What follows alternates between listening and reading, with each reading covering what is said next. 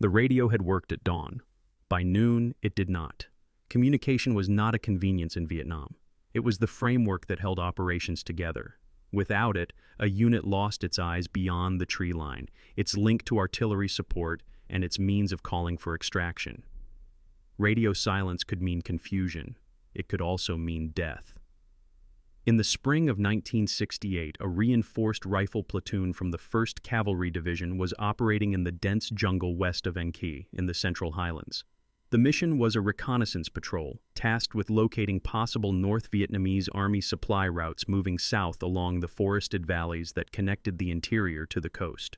These routes were not roads. They were narrow trails concealed beneath thick canopy, used by porters and small units moving equipment and ammunition under cover of vegetation.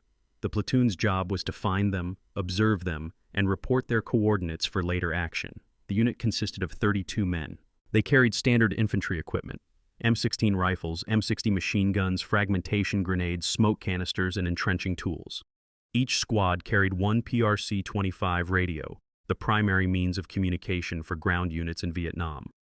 The PRC-25 was a portable FM transceiver, effective over distances of several kilometers under ideal conditions. In jungle terrain, that range often dropped to less than 2 kilometers.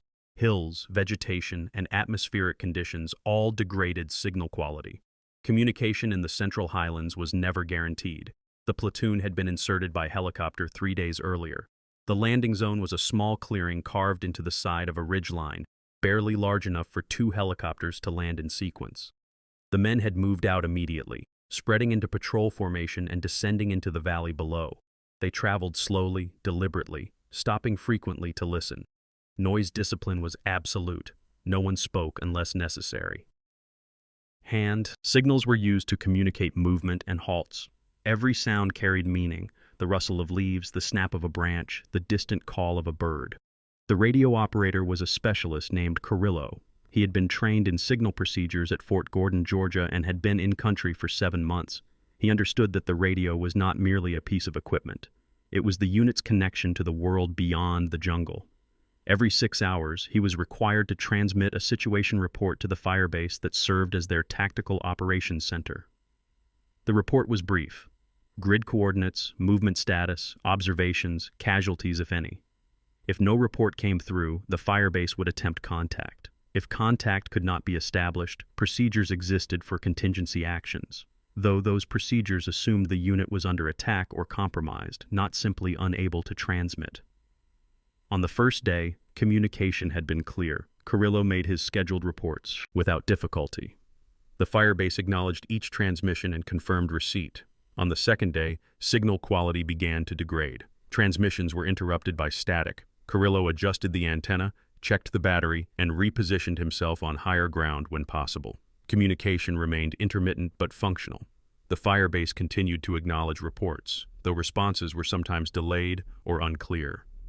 On the morning of the third day, the radio stopped working entirely. Carrillo had transmitted his scheduled report at dawn. The firebase acknowledged. 6 hours later, when he attempted his next transmission, there was no response. He repeated the call. Still nothing. He switched frequencies, adjusted the squelch, and extended the antenna to its full length. The radio produced only static. He disassembled the handset, inspected the connections, and reassembled it. He replaced the battery with a spare. He moved to higher ground, away from the densest vegetation. Nothing changed. The platoon leader, a first lieutenant named Halstead, was informed immediately. He examined the radio himself, though his technical knowledge was limited. He asked Carrillo to attempt contact again. Carrillo complied. The result was the same. Halstead considered the possibilities. Equipment failure was the most likely explanation. The PRC-25 was a rugged piece of equipment, but it was not invulnerable. Moisture, heat, and rough handling could damage internal components. The jungle environment was corrosive. Electronics deteriorated quickly under constant exposure to humidity and rain. Another possibility was atmospheric interference. Radio transmission in Vietnam was sometimes disrupted by weather patterns, sunspot activity, or other environmental factors beyond anyone's control. If that were the case, communication might resume on its own. There was no way to know. A third possibility was enemy action. The North Vietnamese Army had demonstrated the ability to monitor U.S. radio transmissions and, in some cases, to jam them using captured or improvised equipment. This was less common than simply listening and learning U.S. operational patterns, but it had occurred. If the enemy was jamming transmissions, it suggested they were aware of the platoon's presence and position. Halstead did not voice this possibility aloud. He did not need to. The men understood the implications of radio silence. He gathered his squad leaders and issued instructions. The mission would continue as planned. They would proceed along their assigned route, maintain noise discipline, and conduct reconnaissance as directed. Every 6 hours, Carrillo would attempt to re-establish contact. If communication could not be restored, the platoon would follow pre-established procedures for link-up and extraction. Those procedures called for the unit to move to a designated rally point at a specified time if communication was lost for more than 24 hours. The rally point was a hilltop clearing approximately 8 kilometers to the southeast. If the unit reached the rally point and remained out of contact, helicopter extraction would be attempted at noon on the 4th day. This was not improvisation, it was doctrine. U.S. Army units in Vietnam operated under the assumption that communication could fail. Contingency plans existed for every stage of an operation. Rally points, alternate landing zones, and extraction schedules were briefed before insertion. The system was designed to function even when the radio did not. The platoon resumed movement. They traveled in a staggered column, maintaining intervals of 5 to 10 meters between each man. The point man, a rifleman named Bosch, moved slowly, scanning the ground ahead for signs of recent activity. Footprints, broken vegetation, discarded equipment. Behind him, the rest of the platoon followed in near silence. The only sounds were the soft crunch of boots on fallen leaves and the occasional metallic click of a rifle sling shifting against webbing. The jungle was thick. Visibility rarely exceeded 20 meters. The canopy overhead filtered the sunlight into a dim green haze. Heat and humidity were oppressive. Sweat soaked through uniforms within minutes of movement. The men drank water sparingly, aware that resupply was no longer certain. Each soldier carried 2 canteens. There were streams in the area, but drinking untreated water carried the risk of dysentery and other waterborne illness. Halstead had issued instructions to avoid drinking from streams unless absolutely necessary. At midday, Carrillo attempted another transmission. He moved to the top of a low hill, extended the antenna, and broadcast the standard call sign and message format. There was no response. He repeated the transmission 3 times, spacing each attempt 30 seconds apart. The static did not change. He reported the failure to Halstead and resumed his position in the column. The platoon continued moving until late afternoon, then halted to establish a defensive perimeter for the night. The men spread out in a rough circle, each facing outward. No fires were permitted. Rations were eaten cold. Sentries were posted in 2-hour rotations. Halstead reminded the men that noise discipline extended through the night. No talking. No unnecessary movement. At dusk, Carrillo made another attempt to reach the fire base. The result was the same. 24 hours had now passed since the last successful transmission. The platoon was officially out of contact. Halstead reviewed his options. The mission directive had been to locate and report enemy supply routes. The platoon had covered less than half of its assigned patrol area. They had not yet observed any significant enemy activity. Continuing the mission without communication meant operating without the ability to call for support if they encountered a larger enemy force. It also meant the firebase had no current information on their status or position. If something went wrong, no one would know where they were or what had happened. The alternative was to abort the mission and move immediately to the rally point. This would allow for extraction on schedule, but it would also mean the reconnaissance objective remained incomplete. Intelligence on enemy movement in the area would remain fragmentary. Future operations would lack the detailed information this patrol was supposed to provide. Halstead made his decision based on risk assessment and mission priorities. The platoon would continue the patrol for 1 more day, then move to the rally point with sufficient time to arrive before the scheduled extraction window. This allowed them to gather additional intelligence while ensuring they did not miss the extraction opportunity. If they encountered enemy forces beyond their capacity to handle, they would disengage and move to the rally point immediately. The men were informed of the decision. There was no discussion. Orders were acknowledged and accepted. The platoon settled into the night perimeter. Sentries watched and listened. The jungle around them was not silent. Insects clicked and buzzed. Somewhere in the distance, a bird called. Farther away, something larger moved through the underbrush. The men waited, motionless, until dawn. Morning brought no change. Carrillo attempted contact at the scheduled time. The radio remained silent. The platoon resumed movement. They traveled through terrain that grew progressively more difficult. The valley floor was crisscrossed with streams and patches of thick bamboo. Movement slowed. Bosch, at point, picked his way carefully through the vegetation, pausing frequently to listen and observe. Behind him, the column followed. Every few hundred meters, Halstead called a halt. The men froze in place, listening for movement or voices. The jungle provided no answers. In the early afternoon, the point man signaled a halt and raised his fist. The column stopped immediately. Bosch knelt and motioned for Halstead to move forward. Halstead moved up the column in a low crouch and joined Bosch at the front. Bosch pointed to the ground. There, cutting across the narrow game trail they had been following, was a footpath. It was narrow, perhaps a foot wide, but it had been used recently. The vegetation on either side had been disturbed. There were faint impressions in the dirt that could have been footprints, though the ground was too dry to show clear marks. Halstead examined the trail. It ran northeast to southwest, roughly perpendicular to their line of march. He could not determine how recently it had been used, but the disturbed vegetation suggested activity within the past few days. This was precisely the kind of trail the patrol had been sent to locate. Under normal circumstances, Halstead would have radioed the coordinates to the firebase immediately, allowing intelligence personnel to cross-reference the location with other patrol reports and aerial reconnaissance data. Without the radio, he could only record the coordinates on his map and continue the mission. He signaled for the platoon to cross the trail and continue moving.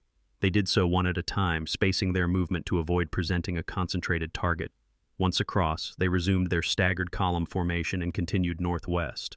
2 hours later, they found another trail. This one was wider and showed clearer signs of use. There were boot prints in a patch of soft mud near a stream crossing. The prints were recent, made within the past day. Halstead counted at least 6 distinct sets of prints, suggesting a small group moving together. He photographed the prints with a compact camera issued for reconnaissance purposes and recorded the coordinates. Again, he would have reported this immediately under normal conditions. Instead, he made notes and continued the patrol. The platoon moved another kilometer before halting for the night. Halstead established the perimeter in a bamboo thicket that provided concealment and a slight elevation advantage. The men settled into their positions. Carrillo made his scheduled transmission attempt. The static persisted. No contact was established. Halstead calculated the distance to the rally point. It was approximately 6 kilometers to the southeast. At the current pace, the platoon could cover that distance in 4 to 5 hours, depending on terrain. To ensure they arrived with time to spare before the extraction window, they would need to begin moving no later than dawn. That gave them one final night in the patrol area. The men understood the timeline. There was a quiet sense of anticipation. The mission was nearly complete. Extraction was scheduled. They had gathered intelligence on enemy movement and had not been detected or engaged. If everything proceeded as planned, they would be back at the firebase within 24 hours, but plans in Vietnam rarely proceeded without complication. At approximately 2 hours past midnight, the sentry on the northern edge of the perimeter heard voices. He did not move. He listened. The voices were distant, perhaps 200 meters away, speaking a language he did not understand but recognized as Vietnamese. He counted at least 3 distinct voices, possibly more. They were not shouting or arguing. They seemed to be conversing in normal tones, unaware of the American platoon less than a quarter kilometer away. The sentry signaled the man next to him, who woke Halstead. Halstead moved to the sentry's position and listened. The voices continued for several minutes, then faded. Halstead remained motionless, straining to hear any further sound. The jungle returned to its usual nocturnal noise. Insects. Distant animal movement. Nothing human. Halstead did not wake the entire platoon. There was no immediate threat. The voices had been distant and had moved away. Waking everyone would create unnecessary movement and noise. Instead, he instructed the sentries to remain alert and to wake him immediately if they heard anything else. He returned to his position and waited. The rest of the night passed without incident. At dawn, Halstead briefed the squad leaders on what the sentry had heard. The presence of enemy personnel in the area was not surprising. The trails they had observed indicated regular use. The voices confirmed it. The question was whether the enemy had detected the platoon's presence. If they had, the situation would change significantly. Halstead made a tactical decision. The platoon would move to the rally point immediately, using a route that avoided the trails they had already located. Speed and stealth would take priority over further reconnaissance. The information they had already gathered was sufficient. Remaining in the area with confirmed enemy presence and no means of communication was an unnecessary risk. The men packed quickly and moved out. They traveled southeast, keeping to the densest vegetation and avoiding open ground. Bosch maintained his position at point, moving even more carefully than before. The column followed in disciplined silence. They traveled for 3 hours without incident. The terrain began to rise as they approached the ridgeline where the rally point was located. The vegetation thinned slightly, improving visibility but also reducing concealment. Halstead adjusted the formation, spreading the men out to minimize their profile. At mid-morning, Carrillo made another transmission attempt. For the first time in 2 days, he received a response. The signal was weak and broken by static, but a voice came through. It was the firebase. They were requesting the platoon's status and position. Carrillo transmitted the coordinates of the rally point and estimated time of arrival. The firebase acknowledged, though the acknowledgement was barely audible through the interference. Communication was not fully restored, but it was functional enough to coordinate extraction. Carrillo reported the contact to Halstead. The lieutenant nodded but did not change the plan. They would continue to the rally point as scheduled. The platoon reached the rally point at 1100 hours. It was a clearing on the summit of a low hill, overgrown with grass and surrounded by scattered trees. Halstead positioned the men in a defensive perimeter around the clearing and waited. Carrillo established contact with the firebase again, this time with better signal quality. He confirmed the platoon's arrival at the rally point and requested extraction. The firebase responded that helicopters were being dispatched and would arrive at approximately 1200 hours, the scheduled extraction time. Weather was clear. No enemy contact had been reported in the area. Extraction was expected to proceed without complication. The platoon waited. The men checked their equipment, drank water, and rested. Some ate rations. Others simply sat in silence, staring out into the jungle. The tension of the past 2 days began to ease, though no one relaxed completely. Extraction was not complete until the helicopters landed and the men were aboard. At noon, the sound of rotor blades echoed across the valley. 2 UH-1 Huey helicopters appeared over the ridgeline, descending toward the clearing. Halstead popped a smoke grenade to mark the landing zone. Purple smoke billowed into the air. The lead helicopter acknowledged the signal and began its approach. The first helicopter landed. 16 men moved quickly to the aircraft and boarded. The helicopter lifted off immediately. The second helicopter landed in its place. The remaining men boarded, including Halstead and Carrillo. The helicopter lifted off and banked away from the clearing, climbing over the jungle canopy and turning east toward the firebase. The mission was over.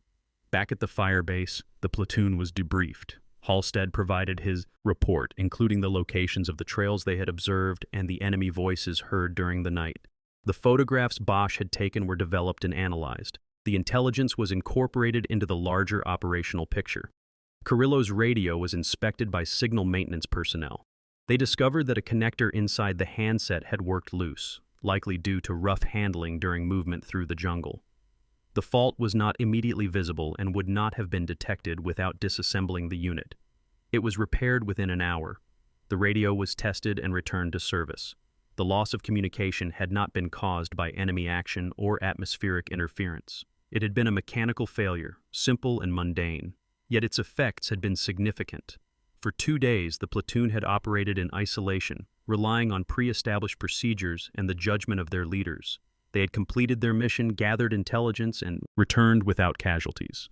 The system had worked as designed. Communication in Vietnam was never guaranteed. Units understood this and planned accordingly. Rally points, extraction schedules, and contingency procedures existed precisely because radios could fail. The jungle could swallow signals. Equipment could break. When that happened, discipline and training filled the gap. The platoon's experience was not unique. Across the Central Highlands and throughout Vietnam, similar events occurred regularly. Units lost contact. They adapted. They continued their missions. They followed their orders and their training. Most of the time, they survived. The radio was a tool, critical but not infallible.